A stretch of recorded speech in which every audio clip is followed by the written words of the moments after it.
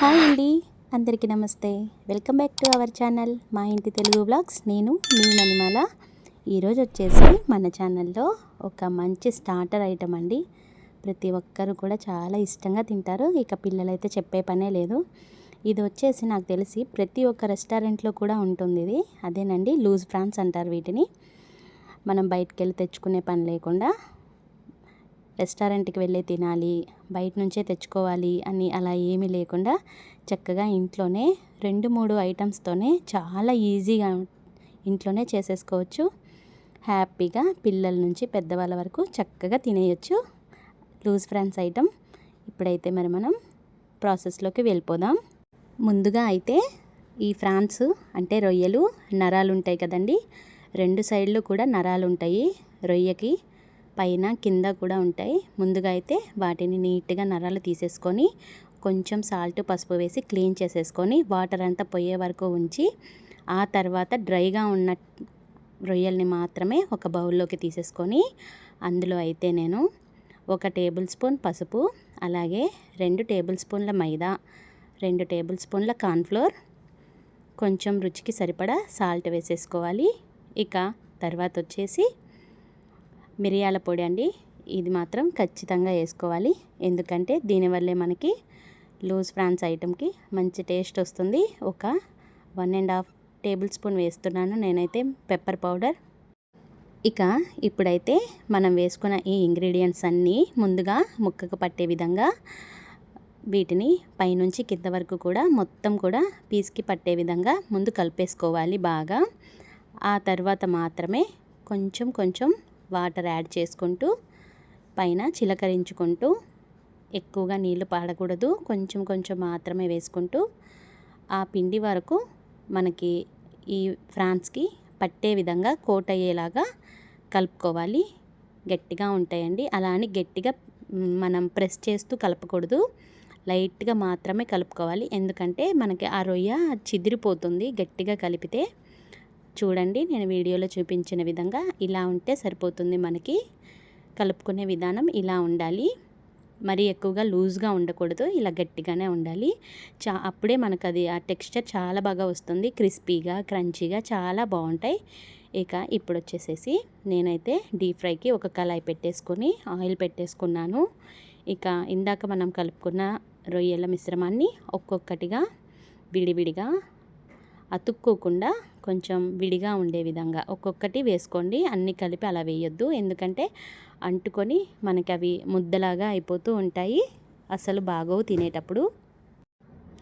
ముందుగా అయితే స్టవ్ని కొంచెం మీడియంలో పెట్టుకోవాలి. ఆ తర్వాత కొంచెం తగ్గించి, మనకు ఈ లోపల ముక్క కూడా మంచిగా మగ్గిపోవాలి కదా లోపల ఉండే ఫ్రాన్, అందుకని కొంచెం తగ్గించేసేసి పెట్టుకొని మంచిగా ఏగేలాగా ఇలా ఉంచుకోవాలి. చూడండి, వీడియోలో చూపించేటట్టు ఇలా లైట్ గోల్డెన్ కలర్ వచ్చే వరకు కూడా వేయించుకోవాలి. ఇలాగ లైట్గా గోల్డ్ కలర్ వచ్చే వరకు వేయించేసేసుకొని ఆ తర్వాత మిగతా పీసెస్ కూడా ఉన్నాయి కదా, అవి కూడా ఒక్కొక్కటిగా నేను డీప్ ఫ్రై చేసేసుకుంటున్నాను. డీప్ ఫ్రై చేసిన తర్వాత వీటిని ఒక ప్లేట్లోకి తీసేసుకోవాలి. మనకు అప్పుడే ఇవి క్రంచీగా ఉంటాయి, చాలా టేస్ట్గా ఉంటాయి. అస్సలు మీకు కొంచెం కూడా బయట రెస్టారెంట్లో టేస్ట్ ఎలా ఉన్నాయో సేమ్ మనకు అదే టేస్ట్లో ఉంటాయండి. అస్సలు తేడానే రాదు. పర్ఫెక్ట్ కొలతలతో నేను చెప్పే విధంగా చేయండి, చక్కగా వస్తాయి. హ్యాపీగా చేసి పిల్లలకి ఇంట్లోనే సర్వ్ చేసేసుకోవచ్చు. ఇక ఇప్పుడు వీటన్నింటిని కూడా డీప్ ఫ్రై చేసేసుకొని ఒక ప్లేట్లో తీసేసుకొని పక్కకు పెట్టేసుకోవాలి. వీటన్నింటిని కూడా చాలా క్రంచీగా ఉంటాయండి. ఇప్పుడైతే స్టవ్ వెలిగించుకొని వేరే కళాయి పెట్టేసుకుని ఇక ఇందులో వచ్చేసి ముందుగా మనం బటర్ వేసుకోవాలి. ఒక 2 టేబుల్ స్పూన్ల బటర్ యాడ్ చేసేసుకోండి. ఇది చాలా టేస్ట్ కమ్మగా ఉంటుంది మనకి లూజ్ ఫ్రాన్స్కి. దీని టేస్ట్ మనకి చాలా బాగా తెలుస్తుంది తినేటప్పుడు కూడా. మనకు బటర్ కొంచెం కరిగిన తర్వాత ఇందులో వచ్చేసి వెల్లుల్లి ఒక 10 రెబ్బల వరకు చిన్న చిన్న ముక్కలుగా కట్ చేసేసుకొని, వెల్లుల్లిని పొట్టు తీసేసి చిన్న పీసెస్గా కట్ చేసుకొని బటర్లో వేసేసుకొని లైట్గా వేయించుకోవాలి. ఆ తర్వాత ఒక 5 కానీ 6 కానీ పచ్చిమిర్చి చిన్న చిన్న చీలికలు చేసేసుకొని వాటిని కూడా వేసేసి వేయించుకోవాలి. అలాగే ఆనియన్, ఉల్లిపాయలు కూడా మరీ రెడ్ కలర్లో అలా ఏగనివ్వకూడదండి. జస్ట్ అలాగా మనకు ఆ పచ్చి వాసన పోయే వరకు మాత్రమే జస్ట్ అలా సార్ట్ చేసుకోవాలి అంతే. ఇక ఇది మిరియాల పొడి ఇక్కడ వచ్చేసి కంపల్సరిగా యాడ్ చేయాలండి. ఓన్లీ ఒక 1 టేబుల్ స్పూన్. ఇదే మనకు ఆ టేస్ట్ అనేది మనకి చాలా బాగా తెలుస్తుంది తినేటప్పుడు. ఇక ఇప్పుడు ఇందులో వేసే ముఖ్యమైన ఇంగ్రీడియంట్ ఒకటి ఉంది, అదేనండి అజీనామోటో. ఇది మాత్రం కంపల్సరిగా వేసుకోవాలి. మనకు ఇది టేస్ట్ కంపల్సరిగా తెలుస్తుంది. ఎందుకంటే ఈ లూజ్ ఫ్రాన్స్లో ఇది మాత్రం మస్ట్ ట్రై, అస్సలు మిస్ చేసుకోవద్దు. దీన్ని బయట ఎక్కడైనా సూపర్ మార్కెట్లలో కన్ఫామ్గా దొరుకుతాయి. తప్పకుండా తెచ్చిపెట్టుకొని దీన్ని మాత్రం యాడ్ చేయండి లాస్ట్లో, చాలా బాగుంటుంది. మనకు ఆ టేస్ట్ అనేది ఈ ఇంగ్రీడియంట్ వల్లనే వస్తుంది. మర్చిపోవద్దు, గుర్తుంచుకోండి.